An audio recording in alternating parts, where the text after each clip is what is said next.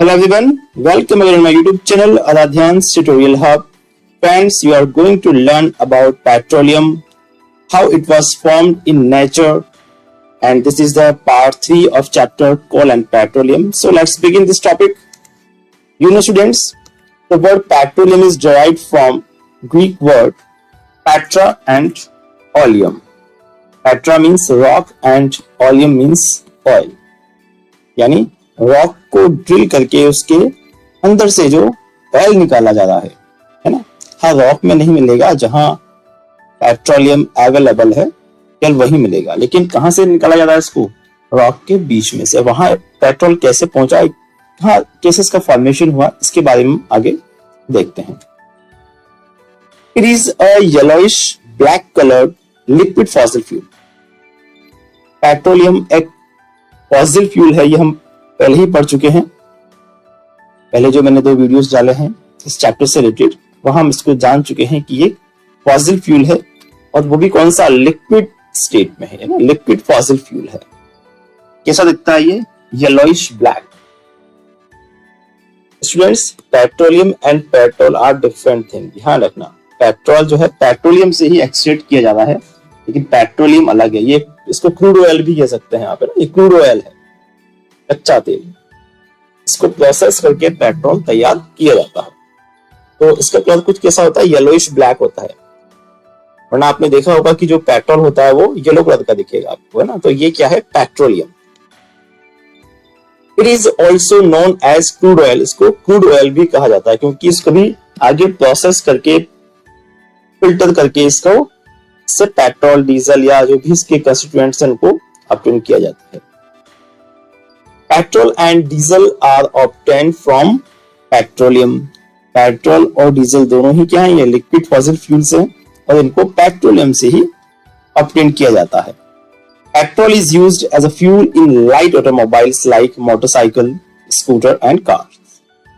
Petrol का use हम कहां करते हैं एज अ फ्यूल के रूप में? लाइट ऑटोमोबाइल्स, यानी ऐसे व्हीकल्स जो कि हल्के हैं, यानी कि जिन पर कोई हैवी लोड नहीं है ना, कम सीसी के जो इंजन है, जैसे कि मोटरसाइकिल है, स्कूटर्स, कार्स, ये सभी लाइट ऑटोमोबाइल्स में आते हैं ना। इनको पेट्रोल पर रन किया जाता है। Heavy motor vehicles like trucks and tractors run on diesel. जो हैवी मोटर व्हीकल हैं जैसे कि ट्रक, ट्रैक्टर, ये डीजल पर रन होते हैं ना। इनके लिए जो फ्यूल कौन सा यूज किया जाता है? जनरली डीजल यूज किया जाता है। Now you will see how petroleum was formed in nature. So formation of petroleum. Petroleum was formed from organisms living in the sea. यानी sea, ओशन या सी में जो रहने वाले जो ऑर्गेनिज्म थे, उन्हीं से ही पेट्रोलियम का फॉर्मेशन हुआ है। As these organisms died, their bodies settled at the bottom of the sea and got covered with layers of sand and clay. ये जो ऑर्गेनिज्म जब डेड हो गए, इनकी डेथ हो गई, तो इनकी बॉडी कहां सेटल डाउन हो गई? बॉटम ऑफ द सी। उस सी के बॉटम पे जाकर ये सेटल डाउन हो जाएंगे, और धीरे धीरे क्या हो जाएंगे? ये सैंड और क्ले से ये कवर्ड होते चले जाते हैं। इनके ऊपर लेयर जमती जाती है, लेयर बनती जाती है। Over millions of years, absence of air, high temperature and high pressure transform the dead organism into petroleum and natural gas.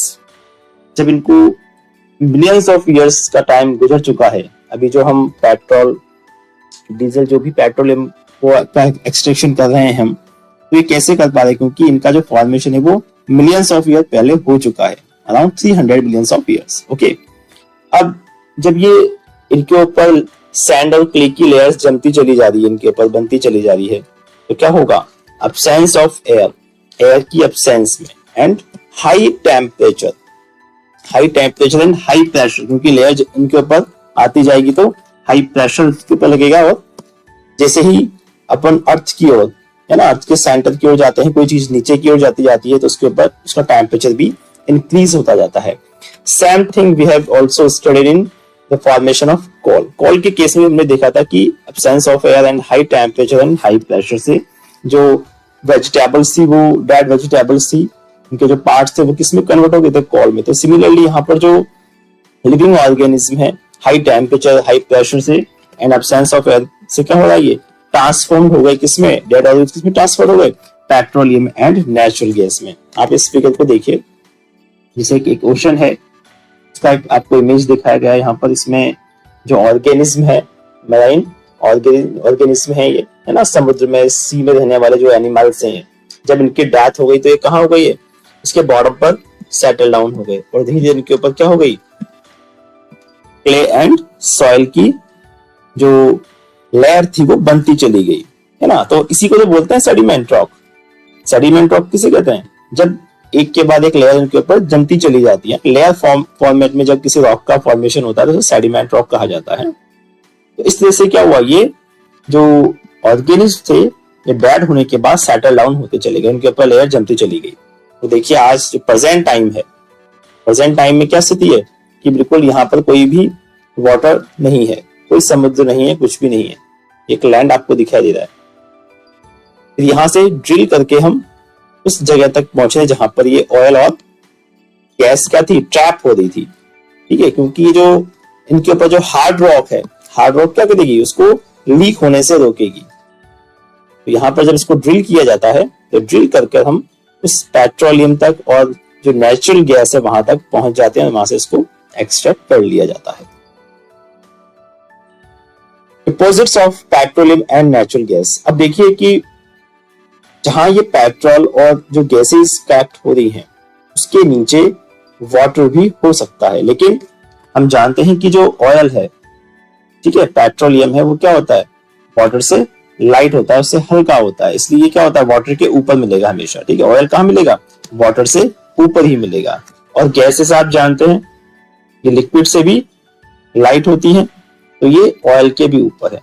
यानी जहां भी कभी इस तरह वेल की जो है किया जाएगा, तो एक्सट्रैक्शन किया जाएगा लैंड के थ्रू, तो सबसे पहले हमें क्या मिलेगा, गैस मिलेगी, देन उसके बाद ऑयल। तो वाटर कहाँ रहता है, उसके नीचे रहता है। ओके, तो the layer containing petroleum oil and gas is above that of water, हमेशा वाटर के ऊपर ही मिलेगा ना, इस चीज को आप ध्यान रखेंगे। Now next topic is the finding of petroleum. So petroleum is a mixture of various constituents such as petroleum gas, petrol, diesel, lubricating oil, paraffin wax, etc. जो पेट्रोलियम है ये, इसमें कई सारे जो कंस्टिट्यूएंट्स हैं उनका मिक्सचर होता है, जैसे कि पेट्रोलियम गैस है, petrol, diesel, lubricating oil, paraffin wax, और भी कई सारे से कंस्टिट्यूएंट्स होते हैं इस पेट्रोलियम में। तो इन सबका फ्रैक्शनल डिस्टिलेशन के थ्रू इनको सेपरेट किया जाता है। The process of separating the various constituents of petroleum is known as refining. यानी पेट्रोलियम से जो भी इसके वेरियस कंस्टिट्यूएंट्स हैं उसको सेपरेट करने की प्रोसेस ही क्या कहलाती है, रिफाइनिंग कहलाती है। The substances obtained from petroleum are called petrochemicals. Petroleum से जो भी सब्सटेंस हमें मिलते हैं उनको हम क्या बोलते हैं, पेट्रोकेमिकल्स कहा जाता है उनको। Due to its great commercial importance petroleum is also called black gold. क्योंकि हम देखते हैं कि पेट्रोलियम से कितने सारी चीजें हमें मिल रही है ना, बहुत सारे कमर्शियल इसका इंपोर्टेंस है, कई सारे हमें इससे कंस्टिट्यूएंट्स इसके जो है बहुत काम के हैं ना। इस वजह से पेट्रोलियम को हम क्या कहते हैं, ब्लैक गोल्ड भी इसको कहा जाता है। कंस्टिट्यूएंट्स ऑफ पेट्रोलियम, इसके कौन कौन से कंस्टिट्यूएंट्स हैं, उनका क्या यूजेस है वो आप देख लें। सबसे पहले हम बात करेंगे एलपीजी की। LPG means liquefied petroleum gas, ठीक है, petroleum gas in liquid form, LPG. इसका यूजेस आप जानते हैं, आपके घरों में या फिर इंडस्ट्री में एज ए फ्यूल इसका यूज किया जाता है। नेक्स्ट इसका कंस्टिट्यूएंट्स पेट्रोल। पेट्रोल का यूज मोटर फ्यूल में, एविएशन फ्यूल है ना, जो हवाई जहाज होते हैं, एरोप्लेन्स होते हैं, उसमें जो फ्यूल होता है वो पेट्रोल ही रखा जाता है। सॉल्वेंट फॉर ड्राई क्लीनिंग, और जो ड्राई क्लीन की जाती है कपड़ों की, उसमें एज ए सॉल्वेंट पेट्रोल को ही यूज किया जाता है। नेक्स्ट इसका कंस्टिट्यूएंट है केरोसिन, जिसका यूज बहुत पहले stoves, lamps and jet aircraft में इसका यूज किया जाता है। ठीक है, आजकल स्टोव और लैम्प्स में इसका यूज नहीं करते हैं, कई सारी तकनीकें हमारे पास आजकल हैं, अवेलेबल हैं।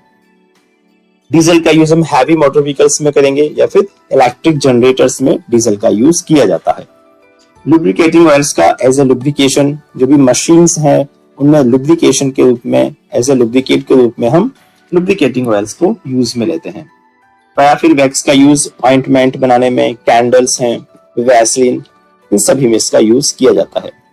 सिमिलरली जो बिटुमेन है उसका यूज पेंट बनाने में और रोड सरफेसिंग, मैंने आपको पहले भी बताया था कोल के केस में, जहां में कोल से कोलतार मिलता है, और आजकल पेट्रोलियम का जो बाई प्रोडक्ट है बिटुमेन, इसका यूज भी हम कोलतार की तरह कर सकते हैं। ठीक है, रोड सरफेसिंग में इसका यूज किया जा रहा है और पेंट के फॉर्मेशन में भी इसका यूज किया जाता है।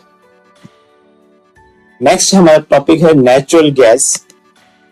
Natural gas is a fossil fuel. Natural gas भी क्या है? फॉसिल फ्यूल है, ये आप पहले भी जान चुके हैं। It is easy to transport through pipe. सबसे खास बात क्या है नेचुरल गैस की, इसको पाइप के थ्रू आप ट्रांसपोर्ट कर सकते हैं इजीली।